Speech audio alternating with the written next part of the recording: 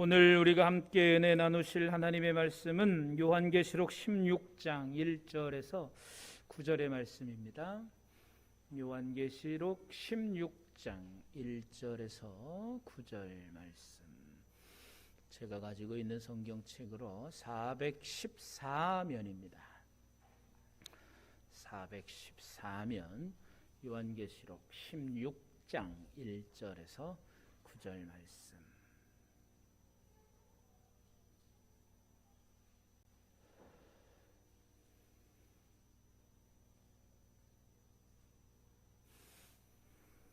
다 찾으셨나요?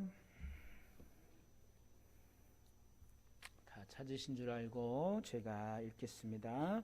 또 내가 들으니 성전에서 큰 음성이 나서 일곱 천사에게 말하되 너희는 가서 하나님의 진노의 일곱 대접을 땅에 쏟으라 하더라.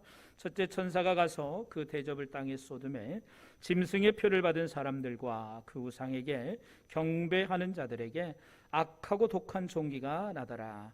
둘째 천사가 그 대접을 바다에 쏟음에 바다가 곧 죽은 자의 피같이 되니 바다 가운데 모든 생물이 죽더라. 셋째 천사가 그 대접을 강과 물 근원에 쏟음에 피가 되더라.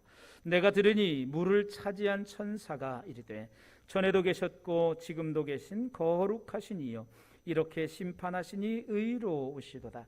그들이 성도들과 선지자들의 피를 흘렸으므로 그들에게 피를 마시게 하신 것이 합당하니이다 하더라.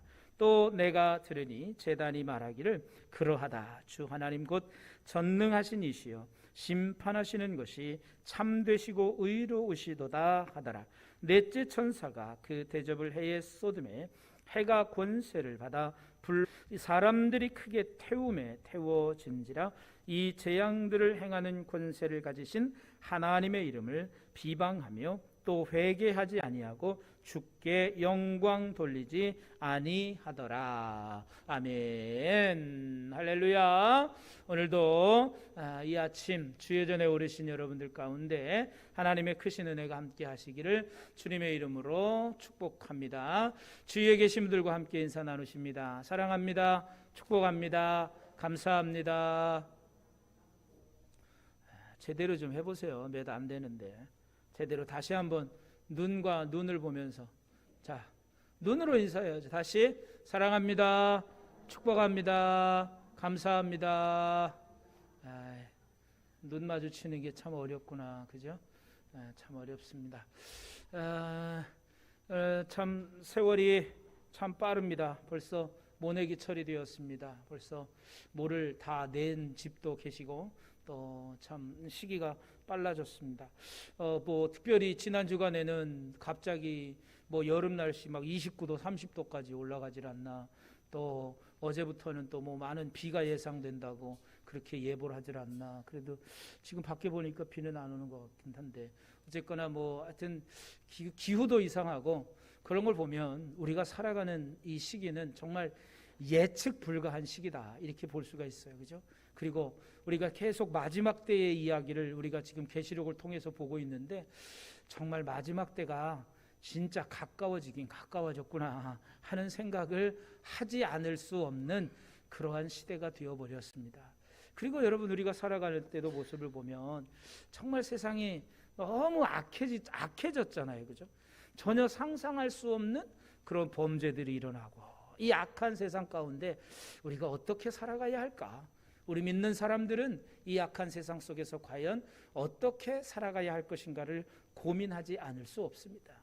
근데 그렇다고 해서 우리 믿는 이들을 향해서 또 날마다 고운 시선만 가지고 있는 건 또 아니란 말이죠. 그러다 보니까 더 어렵고 힘듭니다. 우리가 믿는 사람들, 성도는 구별된 사람이다라고 말하는데 정말 이 구별된 삶을 산다는 것이 몹시 어렵습니다. 그런데 오늘 우리가 그러함에도 불구하고 이 시대를 살아갈 때 우리는 정말 하나님의 말씀으로 구별된 삶을 살아가야 하고 우리의 믿음을 끝까지 지켜가는, 그래서 의로운 길을 걸어가는 그러한 삶을 살아야 한다는 것입니다. 왜? 오늘 계시록의 말씀을 통해서도 우리에게 하나님께서는 위로와 소망을 주고 계시기 때문입니다. 하나님께서는 이 요한계시록을 통해서 마지막 때까지 끝까지 참고 이기는 자에게는 하나님께서 상 주시고 하나님께서 구원의 축복을 누리도록 우리에게 말씀해 주시기 때문에 그렇습니다.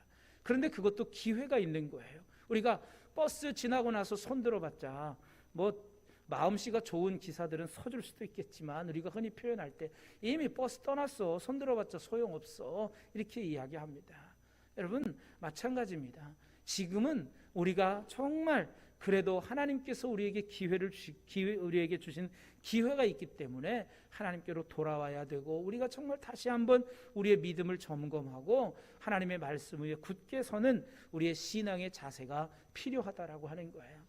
마지막 재앙이 임하기 시작하면 그때는 정말 되돌릴래야 되돌릴 수가 없다는 사실입니다. 그 사실을 오늘 요한계시록 16장에서 우리에게 말씀해 주고 있습니다. 우리가 요한계시록에서는 계속해서 뭘 봤어요? 뭐 일곱 인, 또 일곱 나팔, 이런 재앙을 봤잖아요. 일곱 인, 일곱 나팔, 그리고 이제 오늘부터는 일곱 대접을 쏟아서 재앙이 임하는 모습들을 우리가 볼 텐데, 일곱 나팔까지만 해도 여러분 회개할 기회가 있었어요.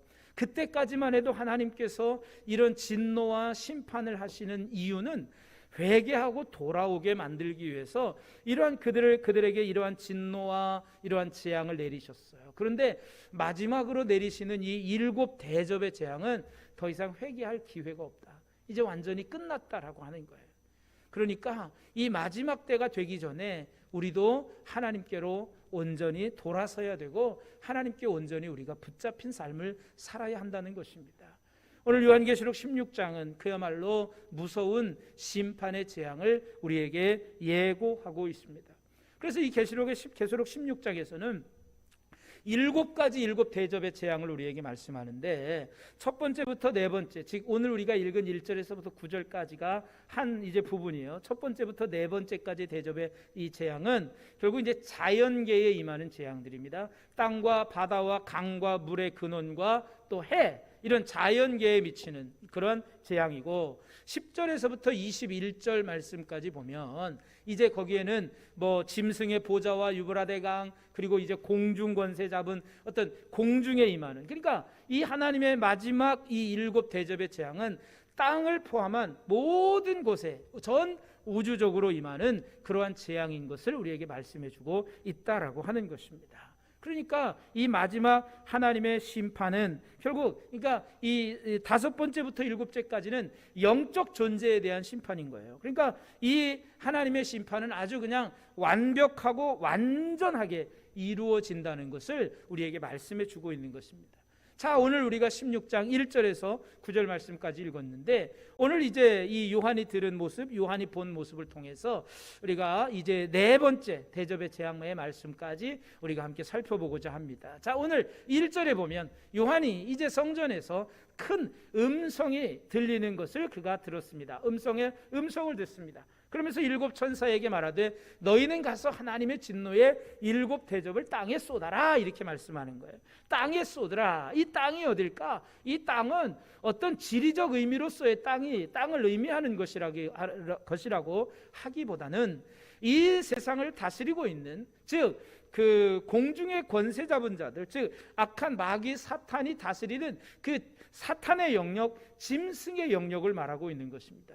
또 우리가 이야기할 때 예수님과 또 이 사탄을 비유할 때 빛과 어둠이라고 하는 것으로 이분법적으로 나누잖아요. 그래서 요한복음에서도 예수님을 향하여 빛이라고 일컬었습니다. 빛이 세상에 왔으나 세상의 사람들은 알지 못한다, 이렇게 말씀하고 있어요. 반대로 그 세상은 또한 어둠이라고 하는 것을 말씀해 줍니다. 그러니까 이 땅이라고 하는 것은 빛도 없고 또한 거룩함도 없고 또한 의로움이라고는 찾아볼 수 없는 어둠의 영역에 해당하는 것입니다. 그러니까 이 어둠의 영역은 즉 사단이 다스리는 그런 어떤 또 이 계시록의 표현대로 말하면 짐승이 다스리는 그 모든 영역을 표현하는 것이, 상징하는 것이 바로 이 땅이라, 이렇게 말씀하고 있는 것입니다. 그러니까 이 땅은 결국은 사단이 다스리는 이 땅 가운데 임한다는 거예요. 그래서 계시록 13장 8절 말씀이나 17장 8절 말씀에 보면 뭐라고 말씀하고 있느냐면 이 생명책에 기록되지 못한 이름들, 즉 다 땅에 사는 자들, 이렇게 표현하고 있어요. 생명책의 창세 이후로 이름이 기록되지 못하고 이 땅에 사는 자들. 17장 8절도 마찬가지로 땅에 사는 자들로서 창세 이후로 그 이름이 생명책에 기록되지 못한 자들, 이렇게 말씀합니다. 그러면 이 땅에 사는 자들이 누구예요? 땅에 사는 자들이 누구를 말하는 거예요? 생명책에 기록되지 못한 사람들을 가르치고 있잖아요. 그러면 생명책에 기록되지 못한 사람들은 왜 생명책에 기록되지 못하였을까요? 짐승의 다스림을 받기 때문에 그렇습니다. 13장 8절에도 보면 짐승을 땅에 사는 자들은 짐승을 경배한다, 이렇게 말씀하고 있어요. 그러니까 짐승을 경배한다는 이야기는 사탄을 경배하고 사탄을 섬기는 자들이 바로 땅에 사는 자들이라는 거죠. 그러니까 이 땅에 이 7 재앙을 쏟으라고 할 때 이 땅은 어디예요? 결국은 짐승을 경배하는 자들, 즉 불신자들, 하나님을 알지 못하는 자들에게 임할 하나님의 마지막 재앙이고 심판이라는 거예요. 그렇다면 우리는 여기서 하나님께서는 자, 지금 땅에 사는 사람들에게 이 심판을 내립니다. 그럼 우리는 어디에 삽니까? 우리의 시민권은 이미 하늘에 있고 우리는 이미 구원받은 자들이잖아요. 그러니까 이 재앙은 우리에게는 미치지 않는다는 거예요. 우리가 15장에서도 봤지만 15장에서도 내리는 모든 재앙은 우리에게 임하지 않아요. 불신자들에게 내리는 재앙이라고 하는 거예요. 그러니까 오늘 이 7 대접의 재앙이야말로 정말 마지막 하나님께서 심판하실 때의 모습을 우리에게 말씀하고 있다. 그래서 땅에 쏟으라고 하는 말은 결국 땅에 사는 자들, 짐승을 경배하는 자들, 하나님의 생명책에 기록되지 못한 자들, 그들 가운데 임하는 거예요. 우리의 이름은 이미 하나님의 생명책에 기록됐잖아요. 믿으십니까? 믿으십니까? 정말로 믿으십니까? 왜 대답이 없으실까? 왜 자신이 없어? 여러분은 여러분의 이름이 하나님의 생명책에 기록된 줄로 다 믿으시기를 바랍니다. 자, 그러니까 그런 사람들에게 임하는 게 아니라 하나님의 생명책에 기록되지 못한 자들, 즉 땅에 사는 자들에게 임하는 재앙이라고 하는 거예요. 그러니까 마지막 재앙은 우리와는 상관없다. 자, 그렇게 해서 이제 땅에 이 대접 재앙을 쏟기 시작합니다. 그리고 그 이전까지만 해도 7 나팔들 이렇게 할 때는 땅의 3분의 1, 바다의 3분의 1이 해를 받았지만 이 대접의 재앙은 땅과 바다 그리고 모든 자연계에 임하는, 그러니까 이제는 완전한 하나님의 심판이 이루어지고 있다는 걸 말씀해 주고 있습니다. 자, 2절 첫 번째 천사가 드디어 대접을 쏟습니다. 그랬더니 그 대접을 땅에 쏟으니까 짐승의 표를 받은 사람들. 자, 여기도 보세요. 땅이라고 하는 것이 결국 뭐였어요? 짐승을 경배하는 사람들, 즉 그들은 짐승의 표를 받은 사람들이에요. 그 재앙이 누구에게 임하나 보세요. 짐승의 표를 받은 사람들과 그 우상에게 경배하는 자들에게 임하는 심판입니다. 그리고 그들에게는 어떤 심판이 임하느냐? 악하고 독한 종기가 났더라, 이렇게 말씀하고 있습니다. 악하고 독한 종기 하면 이 종기의 재앙을 생각하면 우리가 어디서 본 듯한 기억이 납니다. 어디서 보았을까요? 어디서 보았을까요? 이 종기의 재앙은 우리는 이미 출애굽기를 통해서 보았습니다. 출애굽기를 통해서 이스라엘 백성들을 애굽에서 이끌어내실 때에 10가지 재앙 가운데 6번째 재앙이 바로 이 종기의 재앙이었습니다. 그런데 여러분, 왜 이 출애굽기를 배경으로 하면서, 이것도 참 희한해요. 근데 이 종기가 누구에게만 났을까요? 출애굽 때에도 이 종기가 누구에게만 생겼을까요? 애굽의 백성들에게만 생겼습니다. 이스라엘 백성들에게는 생기지 않았습니다. 이 재앙도 결국은 하나님의 백성과 애굽의 백성들을 구별하는 데 사용되었다는 것입니다. 결국 마지막 때에 임할 이 첫 번째 대접의 재앙도 보면 이것도 짐승을 경배하는 자, 짐승의 표를 받고 짐승을 경배하는 자들에게 임할 하나님의 심판인 거예요. 믿는 자들과는 무관하다는 거예요. 이미 믿고 구원받은 자들에게는 무관한 하나님의 심판이 그들 가운데 악한 독종으로 임하게 된다라고 하는 것입니다. 하나님은 우리를 이렇게 구별시켜 놓는 거예요. 구분지어 놓는 거예요. 여러분, 성도라고 하는 말 자체에 보면 성도는 거룩한 무리예요. 거룩할 성자에 무리도자를 써서 거룩한 무리들이에요. 거룩하다라고 하는 의미가 무슨 의미예요? 거룩하다라고 하는 시브리어의 단어의 의미는, 원래 원 의미는 구별되다의 의미예요. 구별되다. 그러면 신앙이라고 하는 것은, 성도라고 하는 것은 구별된 사람이에요. 마지막 때에도 보면 하나님께서 이렇게 딱 구별해 놓으시잖아요. 짐승의 표를 받고 짐승에게 경배하는 자들에게는 이런 대접의 재앙을, 마지막 대접의 재앙을 통해서 악하고 독한 종기가 생기게 하지만, 하나님을 경배하는 자들, 하나님의 성도들에게는, 하나님의 백성들에게는, 이름이 생명책에 기록되어지고 하나님 나라의 시민권을 가진 성도들에게는 이러한 재앙이 임하지 않는다는 거예요. 얼마나 감사한 일입니까? 우리가 예수 믿는 게 얼마나 감사한 일이에요. 그렇지 않아요? 감사하지 않으세요? 우리가 구원받았다는 것이 얼마나 정말 감사한 일입니까?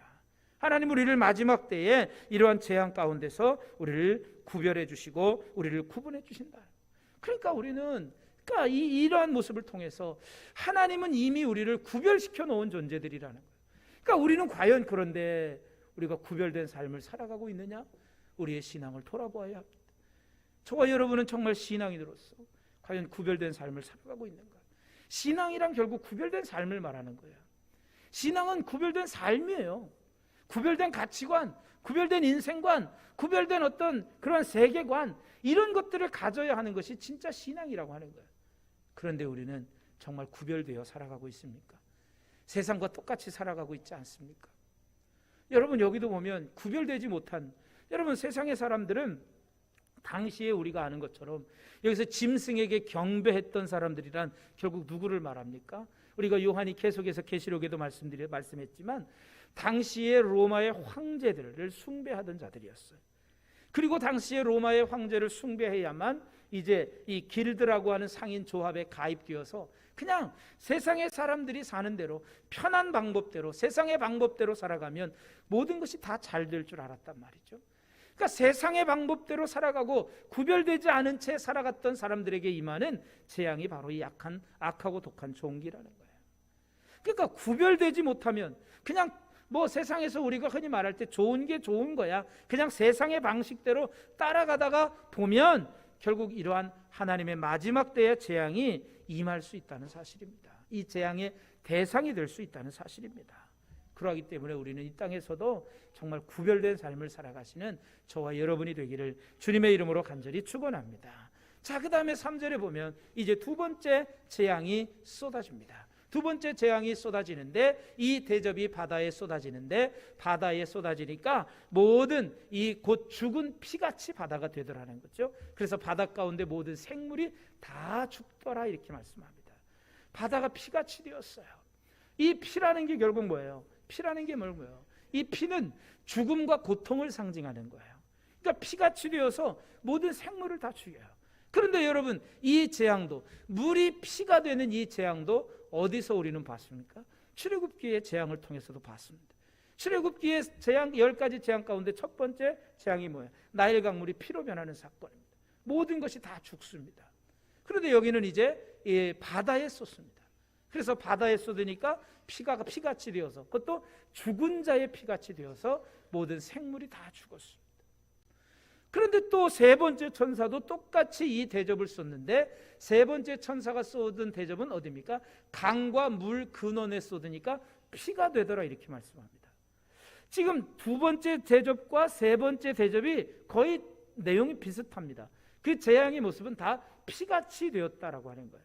왜 이 피같이 되었다는 이 피라고 하는 것들을 두 번 반복해서 이렇게 말씀하고 있을까? 그만큼 하나님의 심판이 잔인하고 그만큼 하나님의 심판이 확실하다라고 하는 것을 그렇게 우리에게 말씀해 주고 있다라고 하는 거예요. 그러니까 바다라고 하는 것 자체도 마찬가지예요. 땅이라고 하는 의미도 지리적 의미로서 우리가 생각해야 될 것이 아니라, 어떤 이 짐승을 경배하고 짐승에게 절하는 사람들, 우상을 숭배하는 자들에게 임하는 그러한 그것이 이제 땅이라고 했다면, 이 바다도 마찬가지예요. 즉 인간이 살아가고 있는, 그러니까 짐승을 숭배하고 하나님이 아닌 우상을 숭배하는 악한 세상을 가르치고 있다. 즉 사탄의 영역, 짐승의 영역, 짐승을 다스리고 경배하는 그 영역을 말하고 있다라고 하는 것입니다. 그러니까 그 가운데 살고 있는 사탄의 영역과 짐승의 영역 속에서 사단의 다스림을 받고 사단의 미혹되어서 넘어가서 하나님의 뜻이 아니라 하나님을 따르지 아니하고 세상의 방식대로 살아가는 그 사람들 가운데 임하는 심판이 바로 이 두 번째, 세 번째 재앙과 같다라고 하는 거예요. 근데 세 번째는 강과 물 근원의 근원이 피같이 되었다, 이렇게 말씀하고 있는 것이죠. 그러니까 그러니까 물의 근원이 다 피로 변한다는 거예요. 그만큼 마실 물이 없으면 얼마나 고통스럽습니까? 정말 이 피는 결국은 아까도 말씀드렸지만 죽음과 고통을 상징하는 거예요. 그러니까 이만큼 고통스러운, 그러니까 마지막 때의 재앙은 결국은 죽음과 같다라고 하는 거죠. 그러니까 여러분, 이 모든 것들이 하나님께서 이 심판의 잔인함을 우리에게 말씀해 주고 있다. 그러면 여기서 우리가 잠깐 의문을 가질 수 있습니다. 의문을 가질 수 있습니다. 아니, 하나님은 사랑의 하나님이라면서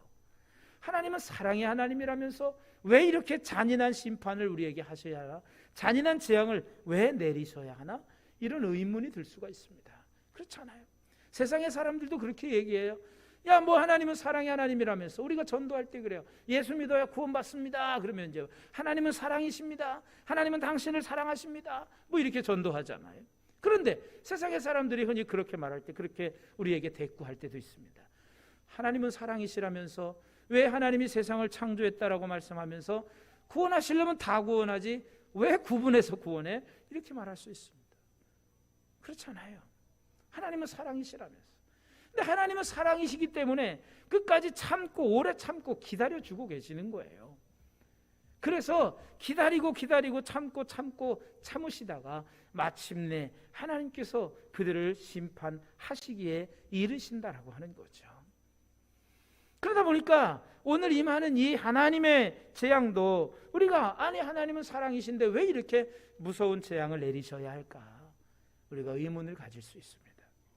그런데 여러분, 하나님께서 행하시는 이 일을 통해서 우리가 오늘 교독문 20번 시편 33편의 말씀도 우리가 함께 교독했지만 거기에도 보면 하나님이 행하시는 일은 의로우십니다, 진실하십니다라고 하는 표현이 있어요.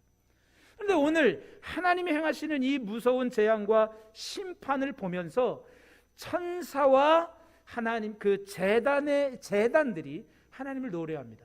마치 15장에서 하나님의 보좌 앞에서 또 구원을 받은 이들이 모세의 노래, 어린 양의 노래를 불렀던 것처럼 하나님이 행하시는 일은 참되고 의로우십니다 노래했던 것처럼 오늘 16장에서도 천사와 제단들이 하나님을 찬송하고 하나님을 향하여 말하기를 하나님의 행하시는 이 모든 심판은 의로우십니다, 참되십니다 고백합니다. 오늘 5절 말씀해 볼까요? 5절에 보면 내가 들으니 물을 차지한 천사가 이르되 전에도 계셨고 지금도 계신 거룩하신 이여 이렇게 심판하시니 의로우십니다. 하나님은 의로우신 분이라는 거죠. 자, 그리고 또 7절에 보면 제단이 말하기를 그러하다 주 하나님 곧 전능하신 이시여 심판하시는 것이 참되시고 의로우시다 이렇게 말합니다. 이 제단이 뭘까? 제단이 과연 말할 수 있을까? 근데 이 제단은 누구냐? 계시록 6장 9절에서 10절 말씀해 보면 다섯 번째 인을 뗄 때에 제단에 있는 영혼들, 그들은 누구냐? 하나님의 말씀과 그 증거를 가진 자들이 제단 아래에 있었다고 그랬어요. 그러니까 하나님의 말씀과 그 증거를 가진 이들이 뭐예요? 즉 하나님의 말씀 때문에 하나님의 증거를 가진, 하나님을 끝까지 믿고 섬기다가 죽임을 당한 영혼들, 즉 순교자들의 영혼인 거예요. 그래서 그 순교자들의 영혼이 하나님의 심판은 의로우시고 참되십니다 이렇게 고백한다는 거죠. 그런데 왜 그렇게 고백하느냐?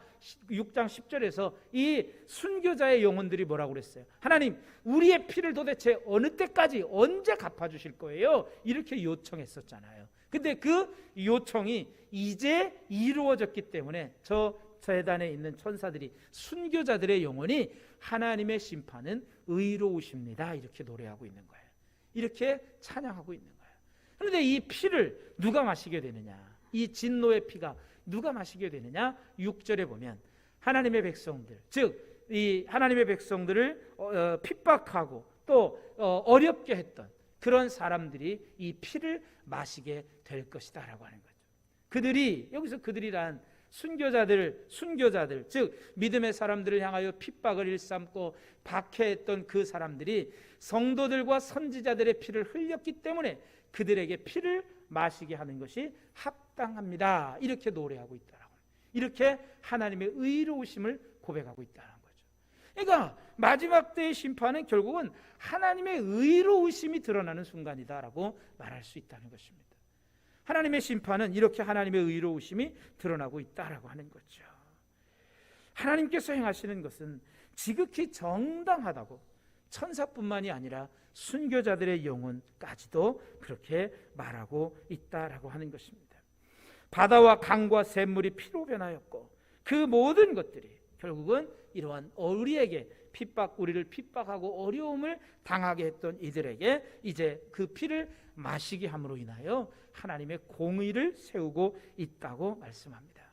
그러니까 즉 이 마지막 때의 심판은 결국 하나님은 공의로우신 분이에요. 절대로 하나님이 마음대로 그냥 아무 기준 없이 심판하시는 분은 아니다라고 하는 거예요. 그러니까 성경은 하나님은 의롭고 공의로우신 분이라고 그렇게 말씀하고 있죠. 자, 이렇게 이제 세 번째 대접까지 쏟았을 때에 또 천사들과 제단들이 이렇게 말했습니다. 그리고 이제 네 번째 천사가 네 번째 대접을 쏟는데 이 대접을 쏟으니까 해가 권세를 받아서 불로써 많은 사람들을 태워 죽였다라고 말합니다. 태웠다라고 말합니다. 해가 이제 권세를 받았어요. 이게 해가 권세를 받았다는 이야기는 이제 이 재앙이, 이 심판이 하나님으로부터 오고 있다는 걸 말씀합니다. 그래서 9절에도 보면 이 재앙들을 행하시는 권세를 가진 하나님이라고 말씀합니다. 이 모든 재앙들을 행하시는 권세를 가지신 하나님. 그러니까 이 재앙은 지금 하나님께로부터 말미암고 있다라고 하는 거예요. 이 모든 재앙은, 이 심판은 하나님이 지금 행하고 있다라고 하는 거예요. 그러니까 불로써, 자 여러분, 해가 권세를 받았다 그랬어요. 이것도 자연계 아닙니까? 해에게 그 권세가 주어졌어요. 그래서 그들을 다 태웠습니다. 사람들을 태워버릴 만한 엄청난 이 불의 심판은 하나님에 의해 주어졌고 불의 열기 때문에 태워지는 모습은 우리가 요한계시록 7장 16절의 말씀과 너무 대조적입니다. 여러분, 요한계시록 7장은 어떤 말씀을 우리에게 해주고 있어요? 요한계시록 7장은 14만 4천 구원받은 백성들의 수를 이야기해주고 있는 곳이 요한계시록 7장이었습니다. 네, 물론 이 14만 4천은 실질적인 숫자가 아니라는 거 우리는 너무 잘 압니다. 수없이 수많은 구원받은 그 백성의 무리를 상징하고 있다는 거죠. 그런데 그들을 향하여 주님 뭐라고 말씀하셨어요? 그들이 다시는 줄이지도 않고 목마르지도 않고 해나 아무 뜨거운 기운에 상하지도 않을 것이다. 누구들에게요? 이들이 누구예요? 구원받은 사람들.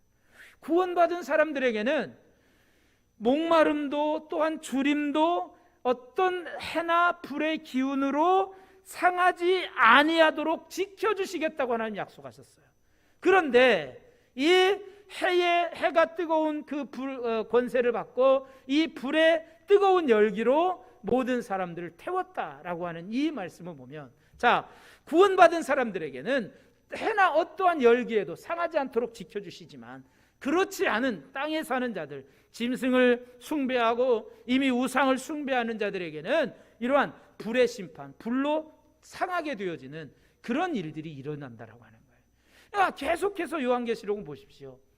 요한계시록은 우리에게 위로와 소망을 주는 책이라고 그랬잖아요. 이런 말씀을 통해서도 우리가 하나님께서는 구원받은 자들에게는 어떠한 불로도 어떠한 뜨거움으로도 우리를 상하지 않도록 지켜주신다고 하셨는데 정말이구나.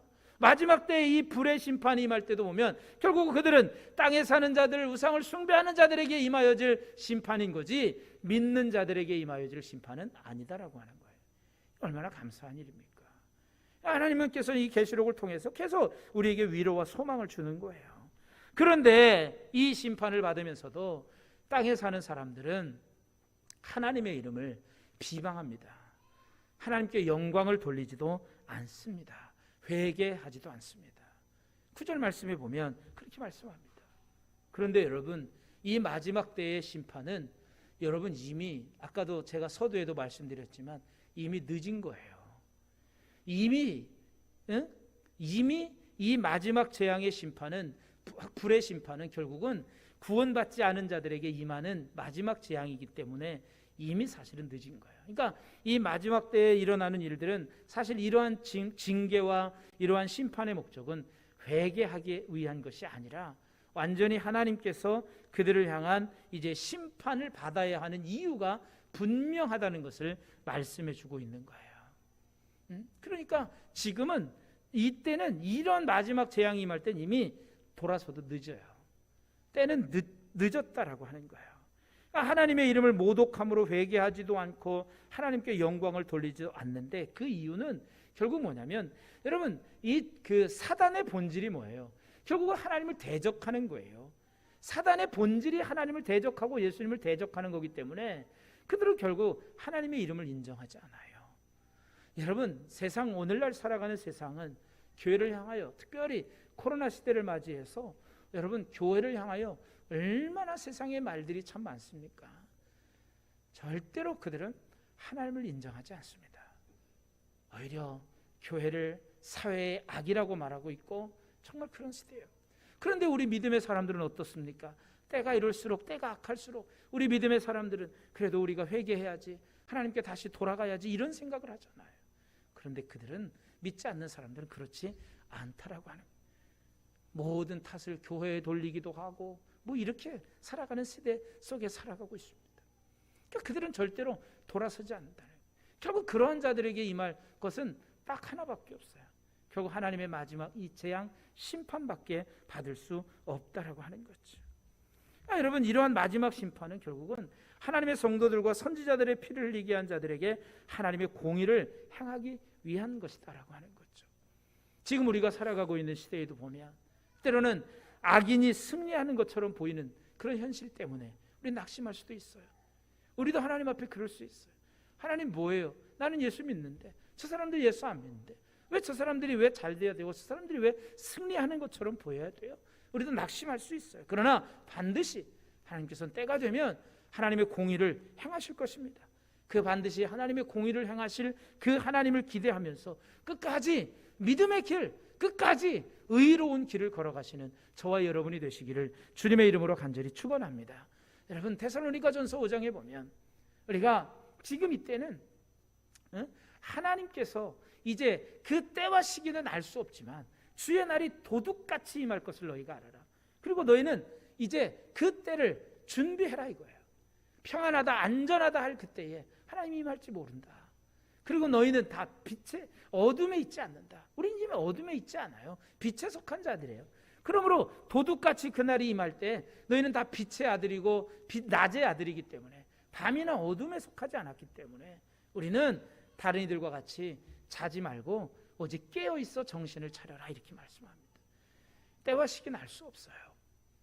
그리고 지금 아직까지도 우리에게 희망이 있는 건 하나님의 마지막 재앙의 심판은 시작되지 않았다는 거예요. 아직 우리에게는 구원의 기회가 있다는 거예요. 아직 우리에게는 회개하고 돌이킬 기회가 있다는 거예요. 기회가 있음에 감사해야 되는 거예요. 정말 마지막 때가 되면 회개할래야 회개할 수 없는 때가 옵니다. 그렇기 때문에 지난 시간에도 말씀드렸지만 보라 지금은 우리가 은혜 받을 만한 때고 구원의 날이라. 지금 우리가 바로 구원받을 때이고 지금 바로 우리가 은혜 받을 때다. 여러분 우리가 내일이라고 하는 걸 보장할 수 있는 사람은 아무도 없습니다. 내일이라고 하는 걸 보장받을 수 있는 사람 아무도 없어요. 그렇기 때문에 지금 우리가 은혜 받아야 되고 지금 우리가 회개하고 돌아서야 됩니다. 그렇기 때문에 우리가 분명하게 이 마지막 때에 여러분 하나님 앞에 온전히 회개하고 하나님을 알아가고 하나님께 더욱더 가까이 갈 수 있는 저와 여러분 모두가 되기를 주님의 이름으로 간절히 축원합니다.